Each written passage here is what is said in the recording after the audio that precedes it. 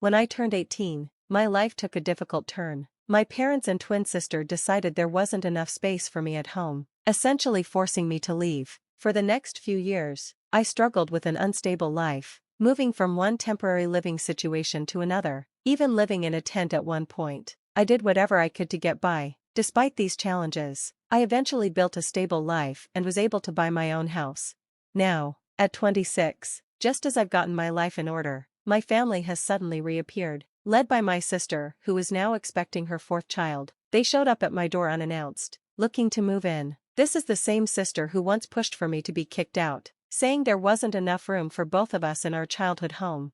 Growing up, I always felt like I was treated as less important than my sister. It was clear our parents preferred her, and they even admitted they wouldn't have had me if my sister hadn't been conceived. She was always the center of attention, getting all the best toys and clothes, while I barely received enough to keep up appearances. My sister has always shown selfish, narcissistic traits, likely because of how our parents favored her. Instead of being a supportive sibling, she consistently brought me down. The only person who ever treated me kindly in our family was my grandfather. He saw how unfairly I was treated, but when he passed away when I was 15, the last bit of kindness in my home disappeared. When my sister got pregnant as a teenager, our parents married her off to her boyfriend and brought him to live in our already crowded house. This left me without even a couch to sleep on. My dad sometimes slept on the living room couch, so that wasn't an option either. With nowhere else to go and being told not to ask relatives for help, so the family's dysfunction would stay hidden, I was completely forced out. I ended up living in a tent in our backyard, which happened after the police mistakenly brought me home during a brief period of homelessness. This setup was meant to be a reward for keeping quiet about the reality of my living situation. After years of struggle and hard work, I finally managed to improve my life, both physically and emotionally. Now, as my family tries to intrude on the life I've carefully built, I'm at a crossroads, unsure how to deal with their unexpected and unwelcome return. They had once offered me a spot to live in their backyard, but only if I cleaned it up first. Despite the mess, which was littered with flour, sugar, and overrun by rodents, I accepted. At one of the lowest points in my life, I saw this as an opportunity and quickly moved in. My sister, on the other hand, was relieved to see me go, pointing out that there wasn't enough room for me at her place. No one even asked where I was planning to go. Transforming the backyard into a livable space was tough, especially dealing with the rodent problem, but I eventually made it work. Unfortunately, the situation forced me to drop out of high school just a few months before my final exams. My friends encouraged me to stay in the backyard and finish school, but by that time, I had already given up on that path. Instead, I focused on working, relying solely on my earnings to get by.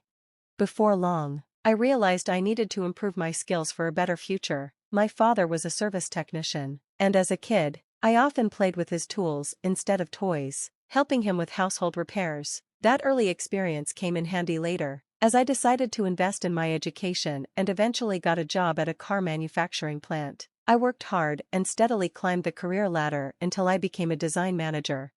Recently, an old friend who was going through a divorce needed to sell his house quickly. Even though I was hesitant at first, the huge discount and flexible payment plan he offered were too good to pass up, so I decided to buy it. I bought a 4-bedroom house and moved in about 3 weeks ago. To my surprise, my estranged family showed up unannounced at my new home. I hadn't had any contact with them for years, and I lived 17 miles away, so their visit was completely unexpected. I suspect a neighbor who still follows me on social media might have told them where I live. When they barged in, my parents expressed pride in my accomplishments, but it felt strange to see them react to me owning a house at 36, especially since they were still renting. My sister and her husband wandered around the house as if they were inspecting it to move in. When I confronted them, they vaguely claimed they were just checking on me. It was ironic that they suddenly showed interest in my life now, when I didn't need them anymore. During their visit, my sister boldly claimed a bedroom for herself, excited about the private bathroom, as though it was already decided that they would move in. My parents tried to calm her down, asking her to manage her children better. In the middle of this chaos, I was shocked and immediately shut down any discussion about them moving in. The situation quickly escalated as they started pushing the idea that I had a moral obligation to house my sister because of family duty. I stood my ground, reminding them that it was their responsibility, not mine, to provide for their children. I firmly told them to leave my home. making it clear that I wouldn't feel guilty for their poor planning or lack of space.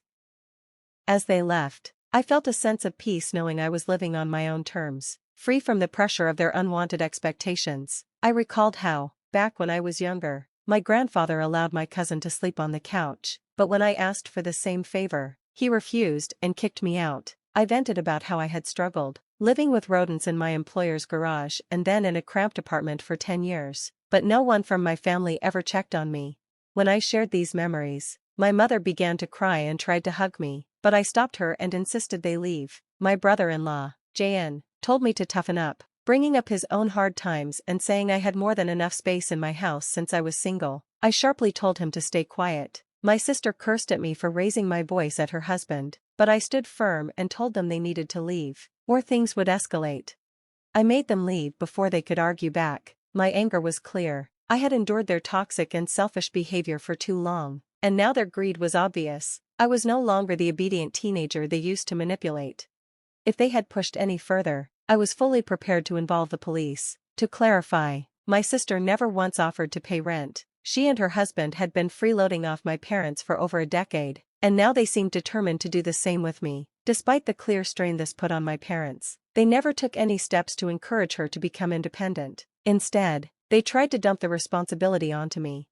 A week after our first confrontation, my mother returned, but this time she was more direct. She argued that my home had enough room to house my sister and her family, again mentioning how crowded things were at their place. I stayed firm in my refusal. When persuasion didn't work, she shifted to veiled threats, implying that my large, mostly empty house was a security risk, and having family around would be safer and help with household chores. I dismissed her manipulative tactics and told her clearly to leave and not come back.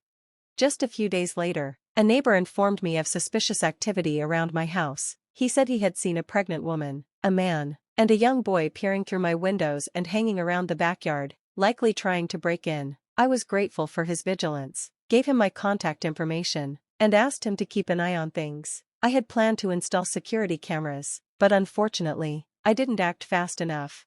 5 days later, the same neighbor called to say he thought someone had broken into my home. When I rushed back, I found out he was right. My sister and her husband, John, had entered through a rear window. When I confronted them, my sister tried to justify their actions, claiming they had no other choice and accusing me of being unreasonable. As I processed her audacity, John smugly commented on how easy it had been. I lost my temper and physically confronted him. My sister tried to get between us, and in the chaos, their teenage son hit me over the head with a bottle, leaving me bleeding.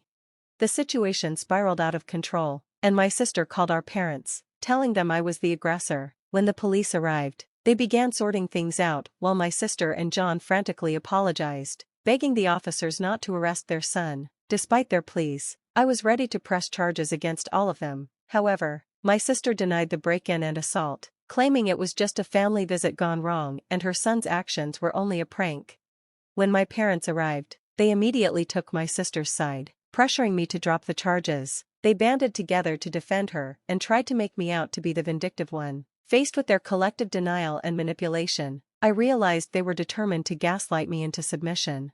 I was determined not to let my family rewrite the narrative of what had happened in my own home. Thankfully, my neighbor stepped forward with a crucial statement, which ultimately led to the arrest of everyone involved in the assault. They spent the night in jail because my parents couldn't afford their bail. The next morning, while they faced trial, I was at the hospital getting treated for my injuries and making sure there were no internal damages.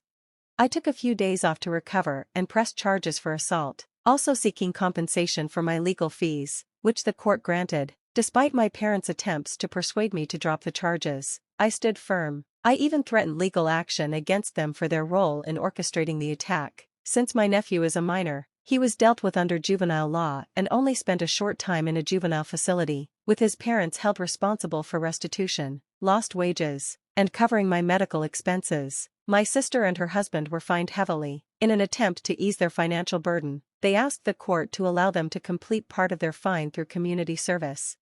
Since the incident, things have been quiet. I hope they've learned their lesson and will keep their distance. However, my parents haven't let this go. Just yesterday, they showed up at my door and waited outside for an hour until I reluctantly let them in. They pleaded for my help, but when it became clear they were speaking on behalf of my sister, I immediately refused to get involved. That's when they revealed their real reason for visiting. They were getting older, their home was falling apart, and they wanted to move in with me, expecting me to take them in out of duty. I confronted them about their lack of responsibility as parents. They mentioned the idea of giving their house to my sister, which I saw as another tactic to pressure me. They even suggested that my sister could pay rent to live in my house, and I could use it to cover my mortgage. I firmly declined, stating that my sister needed to handle her own financial problems without my involvement. They continued to plead, arguing that my house was too big for just one person, but I made it clear that my future plans didn't involve staying single or accommodating them out of obligation. Their attempts at emotional manipulation didn't work. I reminded them of how they had treated me in the past and emphasized that I would not be guilted into giving in. It was obvious they were trying to use family ties to their advantage, but I remained firm in setting boundaries to protect my well-being and future. After they left, visibly upset, I closed the door behind them. Regardless of whatever names they might call me, I resolved not to give in to their demands or let them take advantage of me. Now, I'm ready to move on to the next chapter in my life, stronger and wiser from this experience.